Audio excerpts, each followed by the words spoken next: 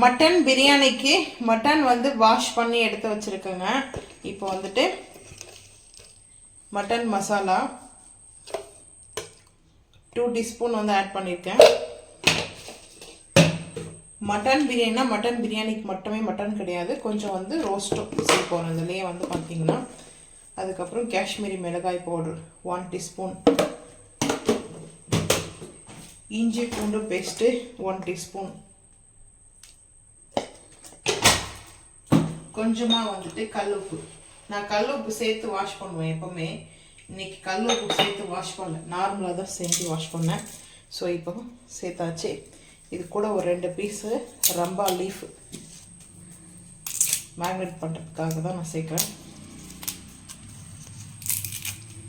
சேர்த்தாச்சு. இப்போ நல்லா மேக்னேட் பண்ணிக்கலாம். ஊருக்கு கொடுத்தடக்கணும்.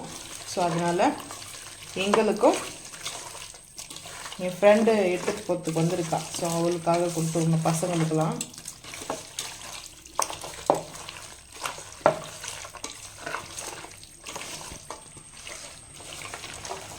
அதனால் பிரியாணி கொஞ்சமும் சுக்கா கொஞ்சமும் செஞ்சுக்கலாம் அப்படின்னு சொல்லிட்டு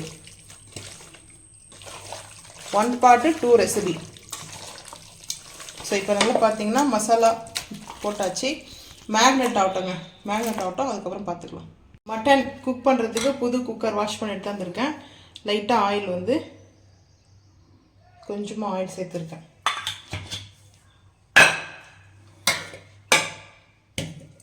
ஏன்னா ஃபஸ்ட் டைம் குக்கர் நம்ம வந்து வைக்கிறதுனால லைட்டாக ஆயில் சேர்த்துக்கலாம். ஸோ அதுக்கப்புறம் மட்டன் வந்து சேர்த்துக்கலாம் வாங்க.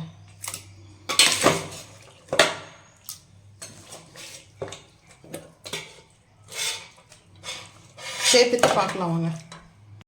ஸோ இப்போ மட்டன் சேர்த்துக்கலாம்.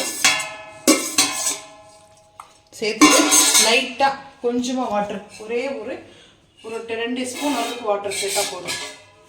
நான் ஒரே 1 ஸ்பூன் அளவுக்கு தான் எடுத்துருக்கேன் இந்த மசாலா வாஷ் பண்ணி, அவ்வளோதாங்க. இப்போது கேஸ் கட் போட்டு லைட்டாக இன்க்ரீஸ் பண்ணிவிட்டு அதுக்கப்புறம் விசிலும் போட்டாச்சு. இப்போது கேஸ் அடுப்பு ஆன் பண்ணிக்கலாங்க. ஆன் பண்ணிட்டு ஒரு 3 விசில் அளவுக்கு வந்து போதும் நம்மளுக்கு சுக்காவுக்கும் பிரியாணிக்கும். புது குக்கரில் மட்டன் பார்க்கலாம் வாங்க. புது குக்கர் எடுத்தாந்துருக்கேன். ஸோ வந்து ஹீட் ஆகிட்டு இருக்குதுங்க.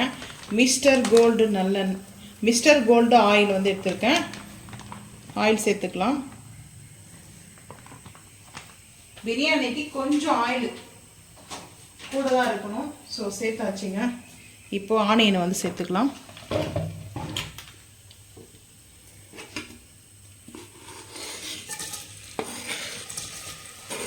ஆயில் இன்னும் ஹீட் ஆகுது, லைட்டாக ஹீட் ஆகும்போது நான் ஆனியன் சேர்த்துட்டேன்.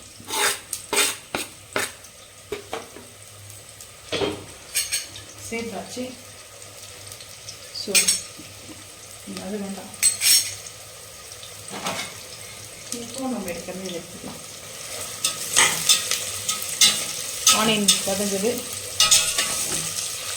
புது குக்கரில், ஸ்டீல் குக்கரில் பிரியாணி. இந்த குக்கரில் இங்கே வந்து பார்த்திங்கன்னா மட்டன் நம்ம வந்து ஒரு 4 விசில் வந்துச்சுங்க. ஸோ சைடு ரொம்ப வந்து பார்த்திங்கன்னா விசில் அவ்வளோ ஃபாஸ்ட்டாக வரல, கொஞ்சம் மீடியமாக வருது சவுண்டு. இப்போ கல் உப்பு சேர்த்துக்கலாம். ஆல்ரெடி பிரியாணி நம்ம வந்து சேர்த்துருக்கோம் மசாலாவில். சேர்த்தாச்சு. சேர்த்துட்டு நல்லா வதங்கட்டாங்க. வதங்கினதுக்கப்புறம் பார்த்துக்கலாம். ஆனியன் நல்லா ரோஸ்ட் ஆகிடுச்சுங்க. இங்கே பாருங்கள், சூப்பராக ரோஸ்ட் ஆகிடுச்சு. இப்போது 1 கரம் மசாலா சேர்த்தாச்சு. சேர்த்துட்டு ரம்பா லீஃபு, க்ரீன் சில்லி, அதுக்கப்புறம் தக்காளி.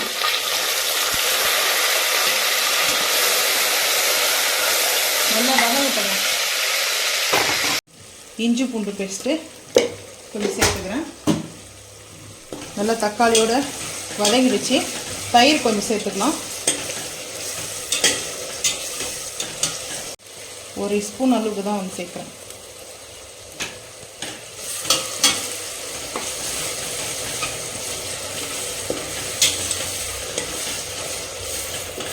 இப்போ கொஞ்சமாக வந்துட்டு காஷ்மீரி மிளகாய் பவுடர் சேர்த்துக்கலாம். ஒரு 1/2 டீஸ்பூன் அளவுக்கு சேர்த்துக்கிறேன். அதே போல் பிரியாணி மசாலா, ஏன்னா நம்ம வந்து சுக்காவுக்கும் சேர்த்து தான் மசாலா வந்து ஆட் பண்ணோம்.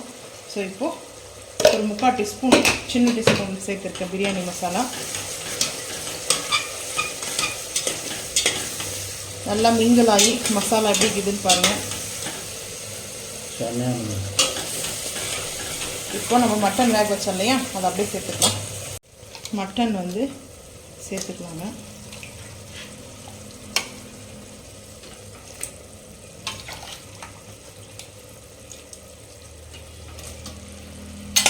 ஒரு ஆளாக தான் எடுத்திருக்கேன். ஸோ அந்த அளவுக்கு வந்து மட்டன் வந்து கொஞ்சம் கூடவே சேர்த்துக்கலாம் இன்றைக்கி பிரியாணிக்கு அப்படின்னு சொல்லிட்டு. ஸோ அந்த ஜூஸும் வந்து அப்படியே சேர்த்துக்கலாம்.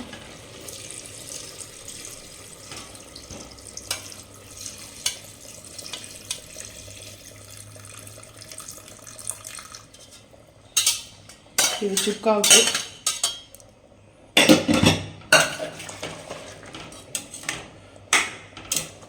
இப்போ ரைஸ் வந்து சேர்த்துக்கலாம். பாஸ்மதி ரைஸ் ஒரே ஒரு அளவுக்கு தான் நான் வந்து அரிசி வந்து ஊற வச்சுட்டு இருந்தேன்.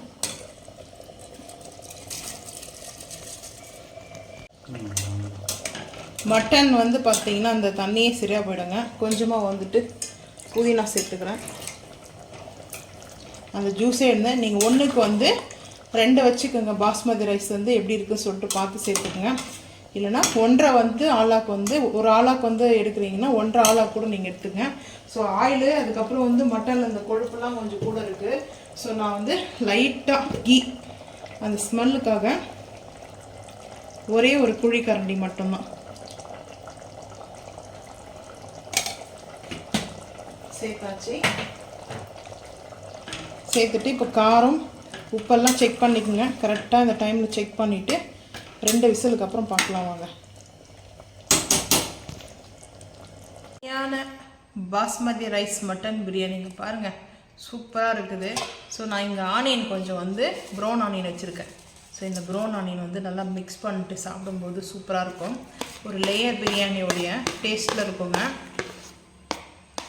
நம்ம அது வதக்கும் போதே எடுத்து வச்சுக்கிட்டு அதுக்கப்புறம் மிக்ஸ் பண்ணிக்கலாம். சூப்பராக இருக்கும் பாருங்கள். நல்லா பீசஸ்லாம் இருக்குது.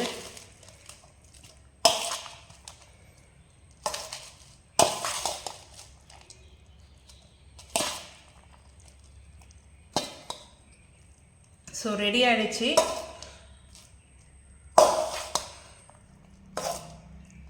பாஸ்மதி ரைஸ் மட்டன் பிரியாணி ரெடிங்க. ஸோ நீங்களும் இதே போல் ரெசிபி செஞ்சு சாப்பிட்டு மறக்காமல் வந்து கமெண்ட் பண்ணுங்கள். இந்த வீடியோ பிடிச்சா லைக் பண்ணுங்கள், ஷேர் பண்ணுங்கள், சப்ஸ்கிரைப் பண்ணுங்கள், பெல் ஐக்கான் வந்து கிளிக் பண்ணுங்கள், மறக்காமல் சேனல் வந்து ஃபாலோ பண்ணுங்கள். அப்போ தான் நம்ம போகிற வீடியோ உங்களுக்கு நோட்டிஃபிகேஷன் வரும். தேங்க்யூ.